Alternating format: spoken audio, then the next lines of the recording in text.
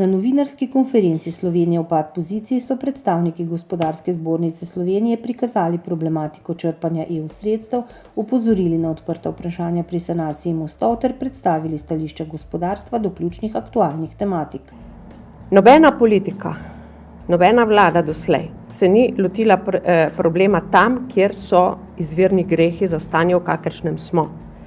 Da niti načrtovanje, niti vodenje in izvajanje projektov ne more biti stvar politike, lokalnih politik, parcialnih interesov preko 200 občin, ampak da more biti najprej stvar stroke. Predsednik GZS magister Samo Hribar Milič je spregovoril tudi o trenutni situaciji v Sloveniji in ob tem poudaril. Če bo prišlo do predčasnih volitev, potem na gospodarstvu pričakujemo, da bodo te volitve še pred poletjem, tako da bi jeseni lahko nova koalicija začela z delom.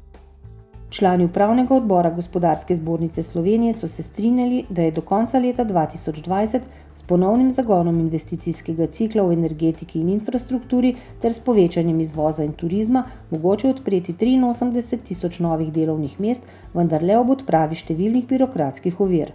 Če tega ne bomo hitro reševali, potem bomo ta potencial izgubili.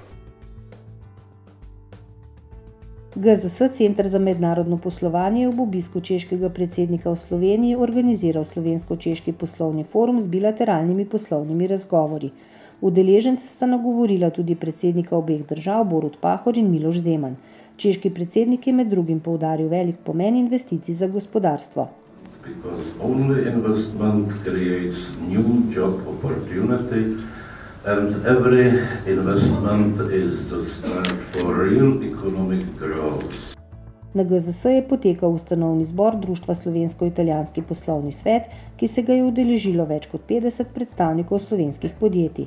Poslovni svet so ustanovili z namenom, da bi olajšali slovenskemu gospodarstvu pot do italijanskega trga. In to tistim, ki prodajajo tja, kot tisti, ki želijo v Italijo investirati. Informacije o možnostih vključevanja v mednarodne razvojne projekte, ki jih razpisuje in sofinancira Organizacija Združenih narodov za industrijski razvoj, je slovenskim gospodarstvenikom podal generalni direktor UNIDA. The company from this country could actively participate in this process, like procurement and some of the constructions and technology transfer. Na indijskem sektorskem omizju so tokrat govorili o možnostih sodelovanja na področju informacijske tehnologije.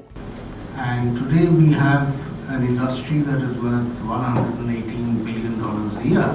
V Murski Soboti in Ljubljani sta v sodelovanju z veleposlaništvom Švice, GZS Center za mednarodno poslovanje in Pomurska gospodarska zbornica organizirala seminarja na temo poslovanja s Švico.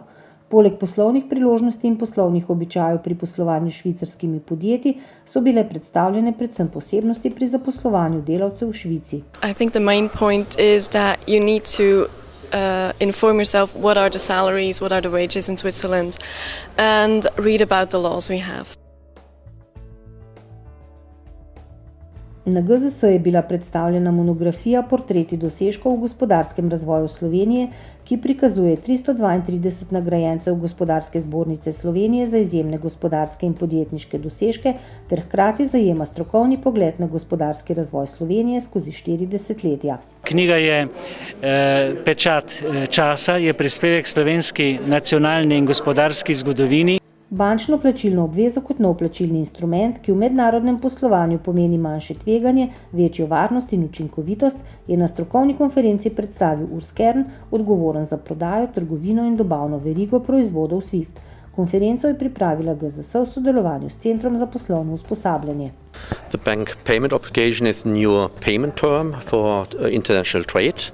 It's an irrevocable undertaking to pay based on the presentation and the matching of data. V okviru mednarodnega projekta MidChange je na GZS potekala delavnica o iskanju novih delovnih priložnosti za starejše delavce. Današnja delavnica je zelo zanimiva, predvsem zato, ker udeleženci aktivno sodelujemo. Tretji gost pogovorov o petih na GZS je bil novinar in publicist Branko Soban, avtor knjige Zločin brez kazni, Rusija, Islam, Zahod. Vsa zdajšnja dogajanja v svetu kažejo, da hladna vojna v bistvu nikoli ni bila končana. GZS, Združenje za papirno in papirno predelovalno industrijo, je skupaj z Inštitutom za celulozo in papir organiziralo 76-urno usposabljanje za pridobitev temeljnih strokovnih znanj o procesu proizvodnje papirja. Ob koncu izobraževanja so udeležencem podelili diplome papirne šole. Po mnogih letih smo uspešno zdaj izpeljali program papirne šole, ki se ga je udeležilo 65 udeležencev iz 4 papirnic in je zaobjemal celoten proces izdelave papirja na neki osnovni stopni. Ali je na obzorju ponovno oživitev srednjih in malih podjetij v Sloveniji, je bila rdeča nit prve mednarodne konference za mala in srednja podjetja, ki jo je organizirala GZS, Podjetniško-trgovska zbornica. Po razpravi v 4 delavnicah je bil sprejet memorandum s predlogom konkretnih ukrepov Vladi Republike Slovenije za izvajanje načel akta za mala podjetja. Vsi kritiziramo vlado in politiko, vendar žal bomo morali predloge rešitev verjetno prispevati tudi sami in nekaj sami storiti, da se na tem področju vse skupaj ob podpori seveda politike premakne.